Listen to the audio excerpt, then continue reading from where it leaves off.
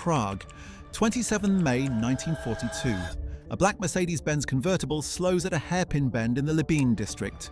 Inside sits Reinhard Heydrich, the most feared man in the Third Reich after Hitler himself. He is the architect of the Holocaust, the head of the Reich Security Main Office, and the brutal overlord of occupied Czechoslovakia. In moments, his world will shatter. Two men wait at a tram stop, one armed with a Sten gun, the other clutching a modified anti-tank grenade concealed in a briefcase. When Heydrich's car rounds the corner, they will launch the only successful government-sponsored assassination of a senior Nazi leader during the entire Second World War. The assassins will succeed in their mission, but they will not survive to see the war's end. What follows is a story of courage beyond measure, betrayal beyond comprehension, and a sacrifice that would echo through decades of memory, controversy, and commemoration.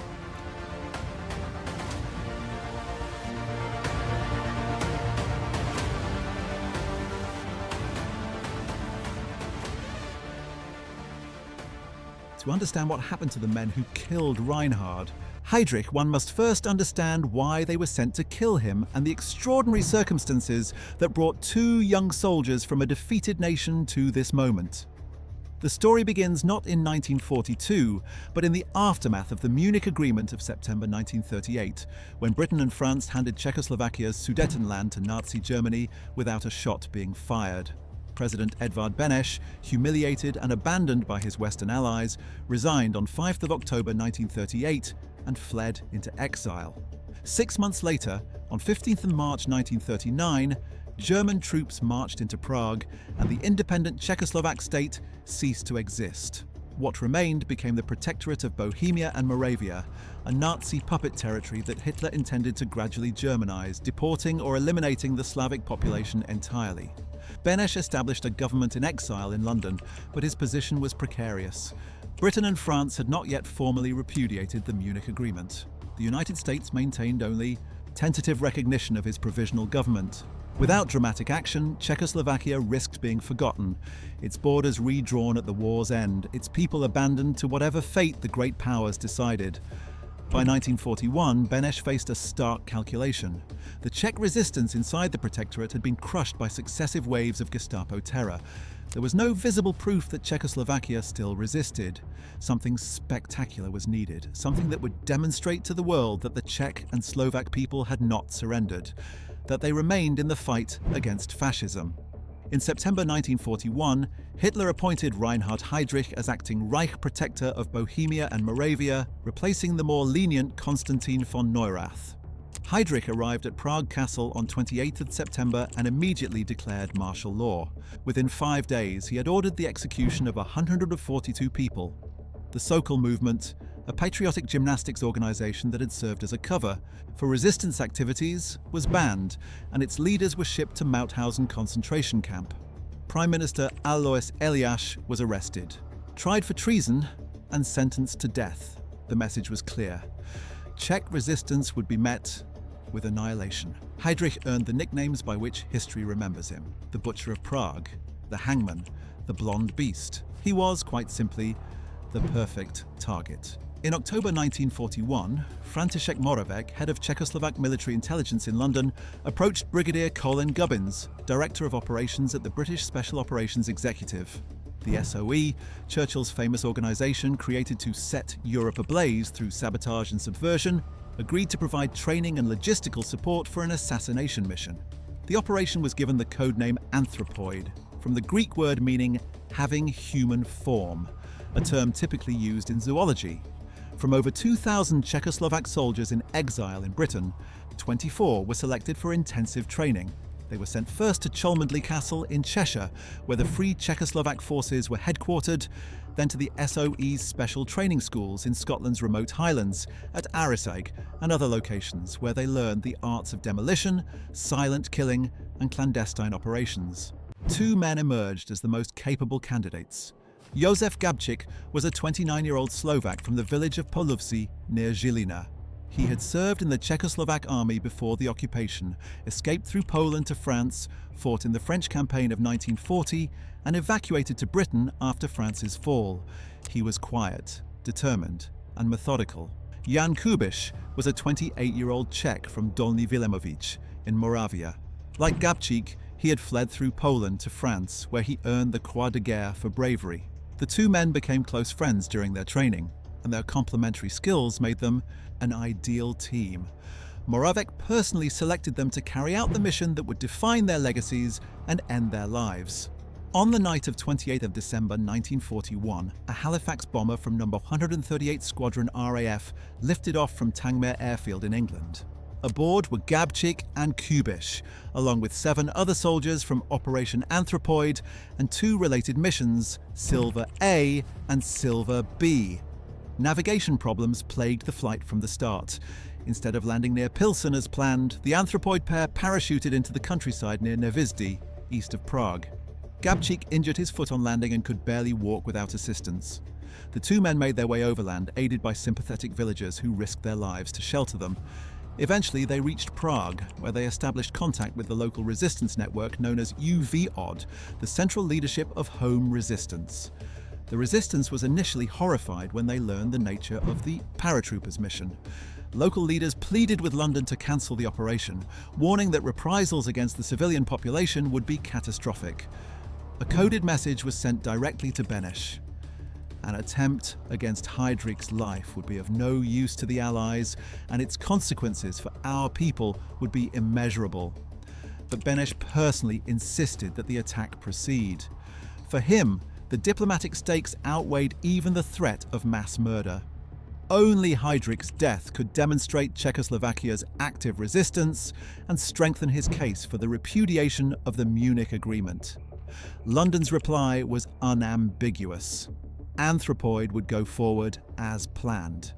For nearly 5 months, Gabčík and Kubiš prepared. They moved between safe houses provided by brave Prague families, including the apartment of Marie Moravkova in the Žižkov district. Marie's husband Alois knew nothing of his wife's activities.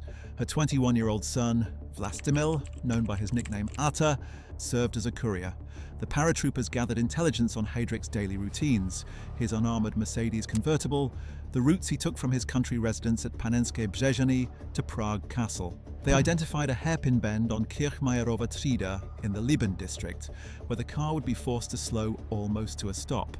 It was the perfect ambush point. On the morning of 27th of May 1942, Reinhard Heydrich set off for Berlin, where he was to meet with Hitler. Some historians believe he was about to be transferred to German-occupied France to deal with the growing resistance there. Whatever his destination, he would never arrive. At approximately 10:30 that morning, Heydrich's green Mercedes slowed at the Libeň hairpin. Gabčík stepped into the road and raised his Sten submachine gun. He pulled the trigger. The gun jammed. Instead of speeding away, Heydrich made a fatal error. He ordered his driver, SS Oberscharführer Johannes Klein, to stop the car. Heydrich stood up, drew his pistol, and prepared to shoot. In that moment, Jan Kubiš threw the modified anti-tank grenade. It missed the car's interior but exploded against the rear wheel, tearing through the bodywork and driving fragments of metal, upholstery, and horsehair from the seat into Heydrich's body. The explosion shattered the car's window and sent shrapnel into Kubiš's face, temporarily blinding him. Despite his wounds, Heydrich staggered from the vehicle, still firing his pistol at Gabčík, who fled into a nearby butcher's shop. Klein pursued him but was shot in the leg. Kubiš escaped on his bicycle, bleeding heavily. Heydrich, in shock, collapsed on the street corner. At Bulovka Hospital, surgeons removed fragments of seat material, leather and wire from Heydrich's spleen and diaphragm. Initially, he appeared to be recovering, but on 4th of June 1942, 8 days after the attack, Reinhard Heydrich died. The official cause was septicemia, blood poisoning caused by the debris, driven into his wound. Some historians have speculated that the grenade may have been coated with botulinum toxin, though this has never been proven. What is certain is that the most powerful man in Nazi-occupied Europe, the architect of the final solution, the man who had chaired the Wannsee Conference where the systematic murder of Europe's Jews was planned, was dead at 38 years of age. Hitler was enraged. He initially demanded the execution of 10,000 Czechs as retribution. Karl Hermann Frank, the Secretary of State for the Protectorate and Heydrich's deputy, persuaded him that such indiscriminate slaughter might reduce industrial productivity in a region vital to the German war effort. Instead, the reprisals were focused but no less savage. More than 13,000 people were arrested in the weeks following the assassination.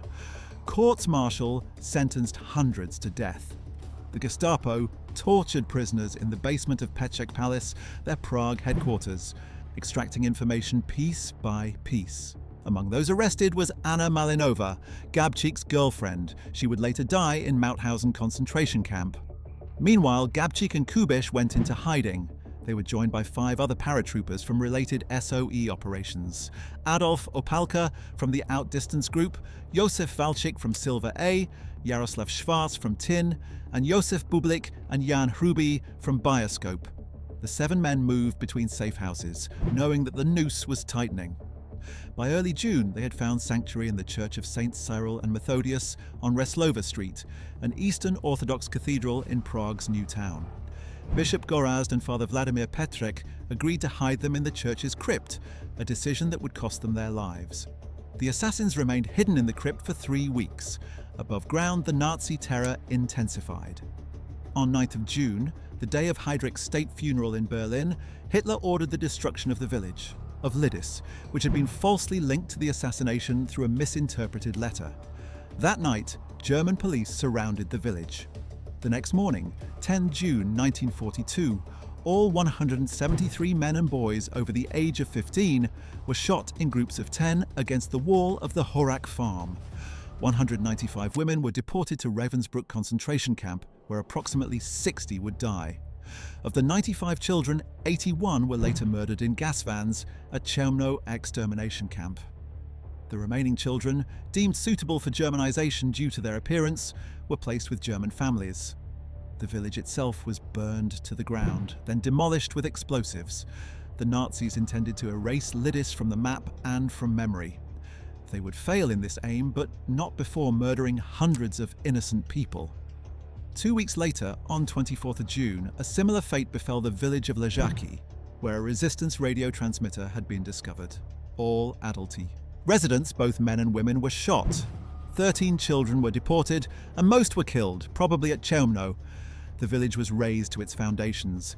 In total, an estimated 5,000 Czechs were murdered in the reprisals for Heydrich's assassination.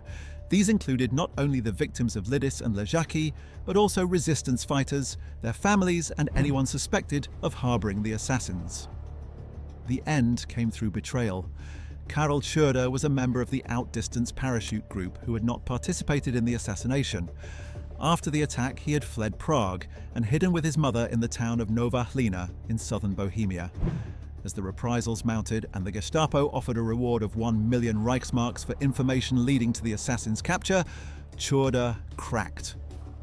On 16th June 1942, he walked into Gestapo headquarters in Prague and offered to tell everything he knew. He did not know where Gabčík and Kubiš were hiding, but he knew the names of the families who had helped them. He betrayed the Moravec family. He betrayed the safe houses. He betrayed his comrades. At 5 o'clock on the morning of 17th of June, the Gestapo raided the Moravec apartment in Žižkov.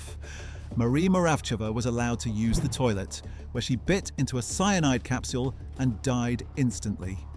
Her husband Alois, who had known nothing of her resistance activities, was arrested, along with their 17-year-old son, Artur. At Petříček Palace, Artur was tortured throughout the day. He refused to talk, even as his interrogators beat him and threatened worse. Finally, they stupefied him with brandy, showed him his mother's severed head floating in a fish tank, and told him his father would be next. The teenager's will broke. He revealed that his mother had once told him to go to the catacombs of the Church of Saints Cyril and Methodius if he was ever in trouble. It was enough. At 4:10 on the morning of 18th of June 1942, approximately 750 SS soldiers under the command of SS Brigade Führer Karl Fischer von Treuenfeld surrounded the Church of Saint Cyril and Methodius.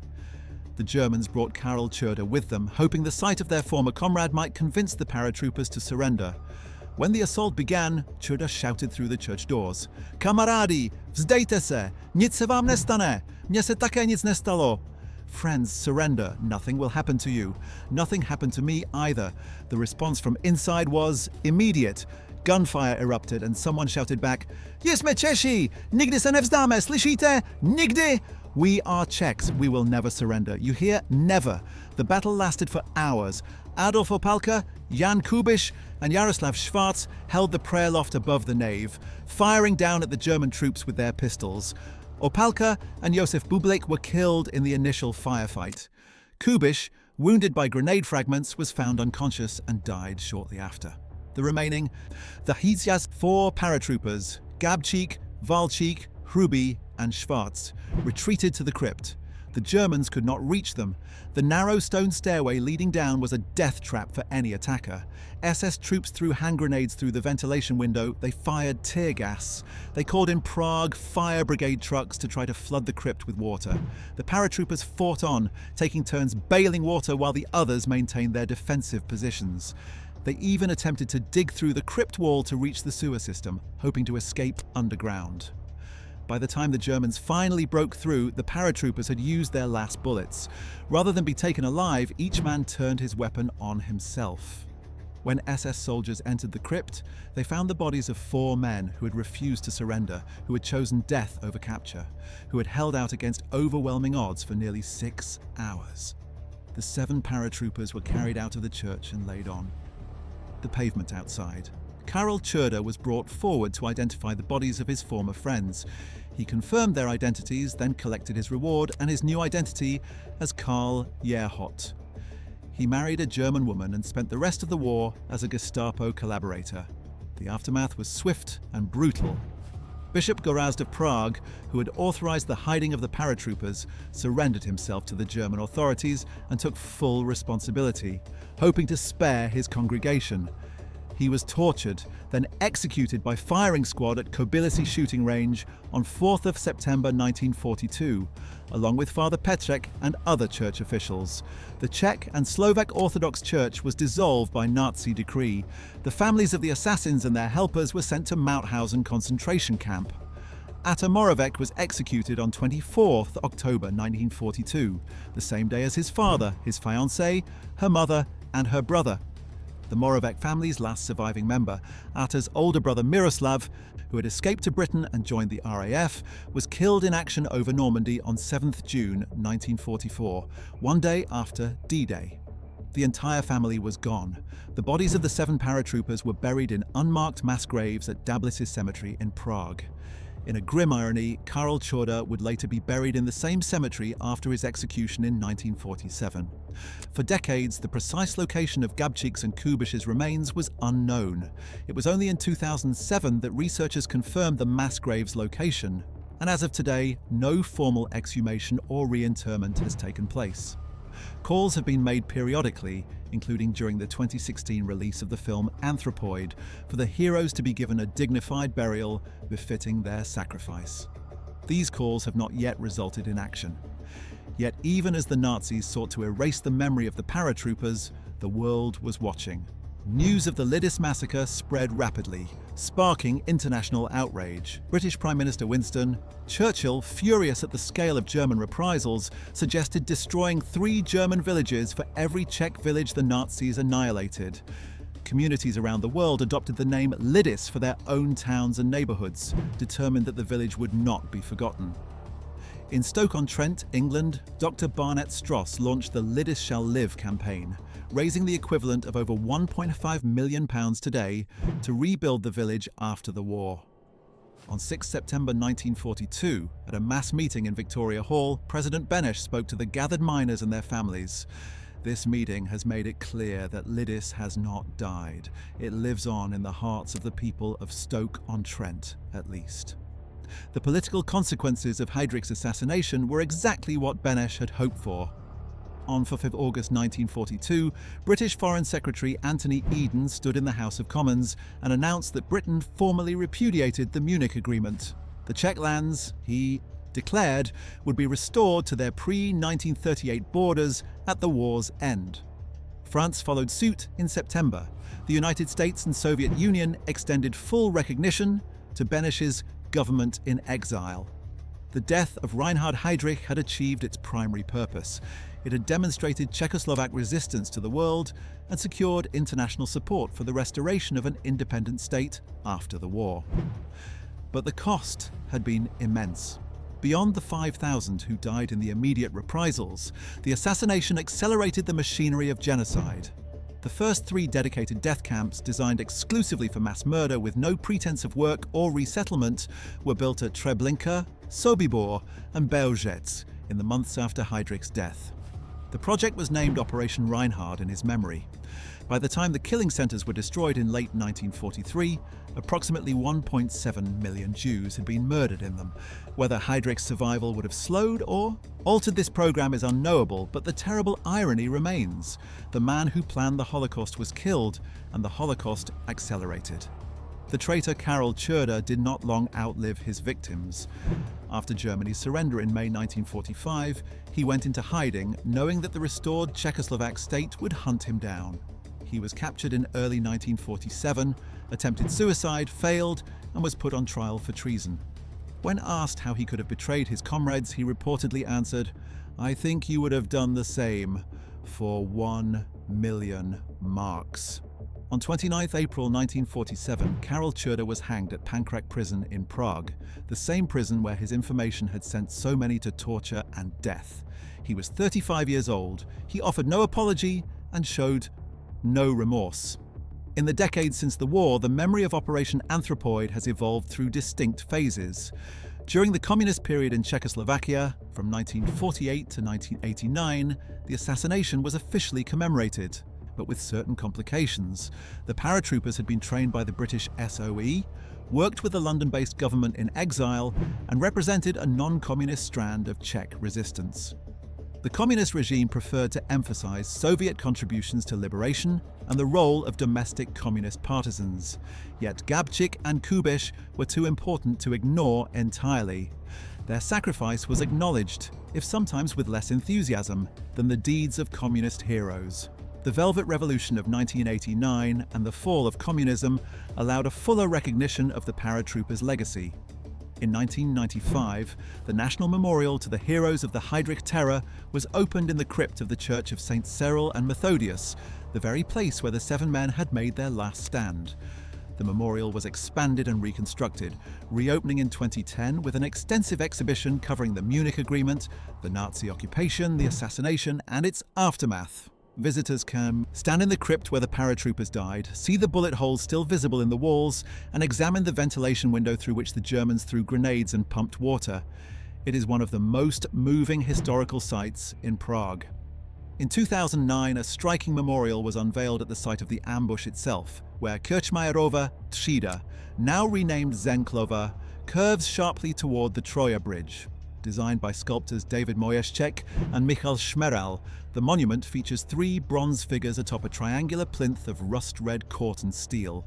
The figures' outstretched arms reference Leonardo da Vinci's Vitruvian Man, an allusion to the operation's codename Anthropoid, meaning human-like.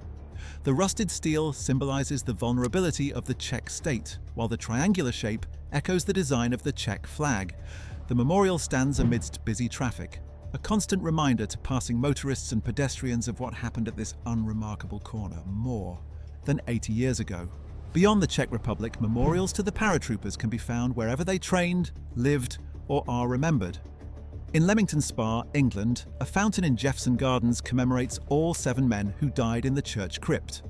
Unveiled in 1968 by Czechoslovak veterans, it bears their names: Josef Gabčík, Jan Kubiš, Adolf Opálka, Josef Valčík, Josef Bublik, Jan Hrubý, and Jaroslav Schwarz.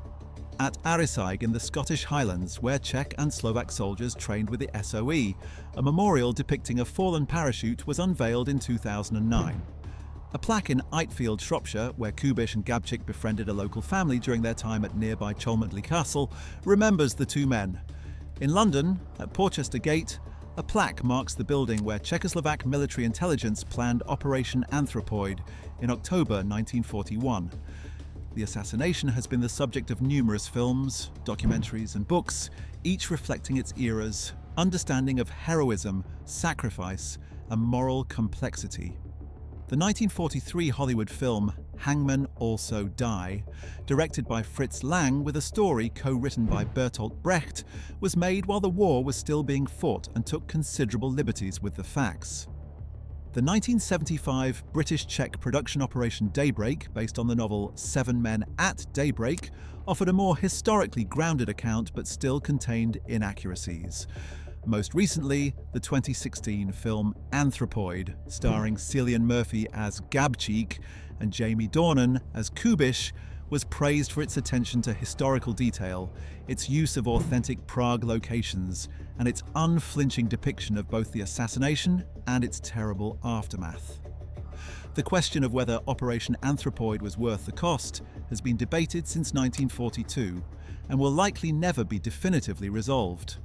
Critics point to the thousands of innocent civilians murdered in reprisal, the destruction of Lidice and Ležáky, the devastation of the Czech resistance network, and the acceleration of the Holocaust. They note that Heydrich was already marked for transfer to France, that another equally brutal Nazi would have replaced him in Prague, that the symbolic value of the assassination came at far too high a price. Defenders respond that Beneš faced an impossible choice, that the repudiation of the Munich Agreement and the international recognition of Czechoslovak resistance might not have come without dramatic action, that the paratroopers themselves understood and accepted the risks they imposed on their countrymen. There is no simple arithmetic for measuring heroism against suffering. What is beyond dispute is the courage of the men themselves. Josef Gabčík and Jan Kubiš volunteered for a mission from which they knew they were unlikely to return. They trained for months, parachuted into occupied territory, evaded capture for half a year, and carried out the assassination despite every obstacle. When their gun jammed, when the grenade missed its mark, when the resistance begged them to stop, they persisted. Adolf Opálka, Josef Valčík, Josef Bublik, Jan Hruby, and Jaroslav Schwarz joined them in the church, knowing that discovery was inevitable and escape almost certainly impossible. When the final assault came, not one of them surrendered. They chose death on their own terms rather than betrayal under torture. The families who sheltered them, the Moraveks and Farfeks and countless others whose names are now forgotten, showed equal courage. They knew what the Gestapo did to those who helped enemies of the Reich. Marie Moravkova knew that her cyanide capsule was not a dramatic gesture, but a practical necessity, the only way to ensure she could not betray her comrades under torture. Her son Arta held out for hours before breaking, and when he finally spoke, it was only after horrors that would shatter anyone. The clergy of the Orthodox Church gave sanctuary knowing they would pay with their lives. Bishop Goraz tried to take all blame upon himself, hoping to spare his flock. It did not work, but the attempt was made. Today, 80 years after the assassination, the National Memorial to the heroes of the Heydrich Terror receives visitors from around the world. They come to see the crypt, to read the biographies of the 7 paratroopers whose busts line the walls, to stand in the space where a handful of men with pistols held off 700 SS soldiers for 6 hours. They come to Lidice, where a memorial garden contains bronze statues of the 82 children murdered at Chełmno, forever frozen in time. They come to the assassination site at what is now called Heydrich's Curve, to photograph the monument and imagine the chaos of that May morning. They come because the story of Operation Anthropoid speaks to something fundamental about human courage and human choice, about what people will do for freedom, and about what freedom costs. In the years that followed the war, Jan Kubiš and Josef Gabčík were promoted posthumously through the ranks of the Czechoslovak army. Kubiš eventually reached the rank of colonel in memoriam, Gabčík staff captain. They were decorated with the Czechoslovak Military Cross, the British King's Commendation for Brave Conduct, the Order of the White Lion, and numerous other honours. Streets in Prague and other Czech cities bear their names. A small museum opened in the house where Kubiš was born in 2013, the centenary of his birth. Every year on 18th June, a memorial service is held at the Church of St. Cyril and Methodius, attended by representatives of the Czech government, veterans organisations, and descendants of those who fought and died. The story of Reinhard Heydrich's assassins does not end with their deaths. It continues in the controversies over their burial, in the debates about the morality of their mission, in the films and books that retell their story for each new generation. It continues in the bullet, holes still visible on the walls of the church crypt, in the mass grave at Dablis where their bones rest unidentified, in the names carved on memorials from Prague to Leamington Spa. They were young men who gave everything for a cause they believed in, knowing they would not live to see its triumph. They were Czechs and Slovaks who refused to surrender, who shouted their defiance at a traitor's urging and at their Nazi attackers alike. 80 years later, their courage still resonates, their sacrifice still inspires, and their story remains one of the most remarkable acts of resistance in the history of the Second World War. The legacy of the paratroopers extends beyond commemoration to living memory. In Slovakia, Josef Gabčík is honored as a national hero, his face appearing on commemorative coins and stamps. In the Czech Republic, Jan Kubiš holds the same status. The two men, one Slovak and one Czech, represent the unity of the Czechoslovak nation during its darkest hour, unity that would later dissolve peacefully in 1993, but which, in 1942, was forged in blood and sacrifice.